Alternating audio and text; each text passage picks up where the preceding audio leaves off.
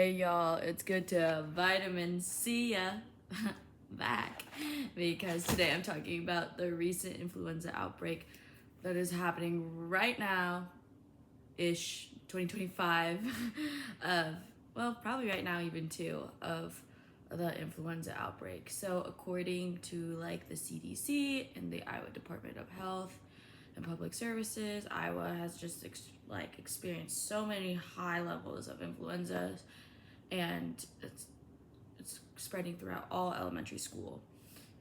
Influenza, also known as like the flu, is a contagious respiratory illness caused by the influenza virus. It depends mainly on droplets when people cough, sneeze, or even just talking.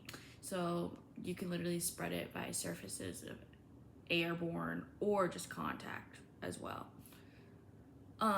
Elementary schools are more vulnerable to outbreaks because students are just extremely touchy close together in classrooms and lunchrooms and playgrounds, and younger children also do not practice good hygiene, like washing our hands, or might not even know how to properly wash their hands, which allows the flu to spread more quickly. So public health officials may use strategies like masks or educating, quarantine rules like restrictions to reduce the spread. However, it still creates many challenges because families still disagree with mask rules. Like, that was, remember, a big ordeal.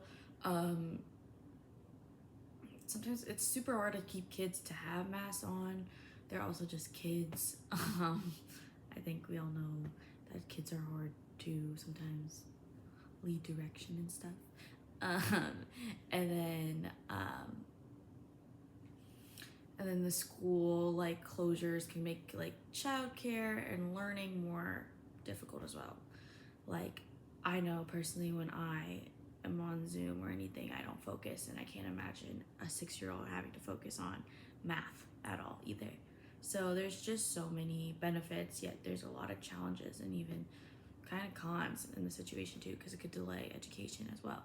So vaccinations are probably the best way to prevent the flu because the CDC recommends everyone to get 6 months of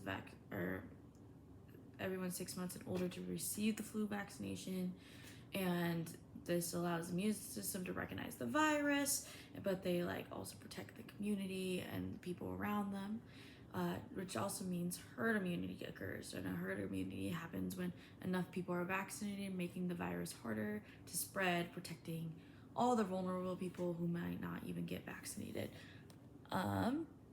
Lastly, I think students should be included in some school level decision making during this public health crisis because children are directly affected by these policies. And of course, we learned that stakeholders and groups are affected by policy decisions, and students are just very important for that because they're the ones being affected by it. So yeah, that's the flu. That's what's happening in our lives right now, right here, right now. And yeah. Anyways, y'all, I'll see you back next week for another vlog.